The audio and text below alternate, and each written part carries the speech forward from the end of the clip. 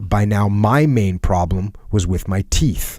I had developed bad cavities in 2 back teeth, and they hurt constantly. So now his teeth are all jacked up. So now he goes to a supposed dentist.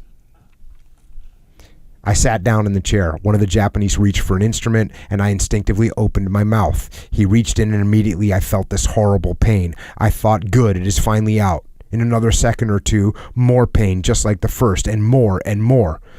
What was happening was that the Japanese was not pulling yet. He was just cutting the gum away from the tooth so he could reach way down on it and get a good grip for pulling. Luckily, it finally came out without any problem. The pulling was less painful than the cutting. I forgot to mention there was no Novocaine or other painkiller provided when the teeth were pulled. You don't like that one? No, sir, I don't. Man.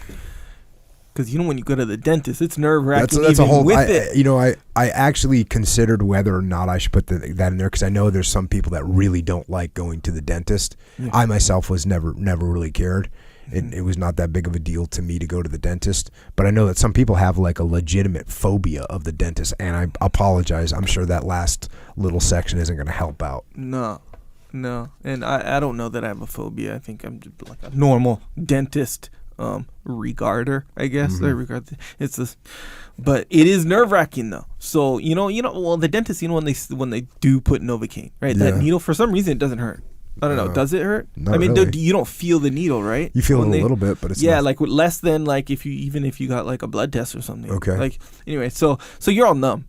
But when they bust out that drill and doing like all the stuff they do in there, it's nerve-wracking because you're like, I can feel it grinding my teeth out or whatever they're doing, and then but you don't really feel the actual pain every once in a while, so it's just you're constantly at this high stress level.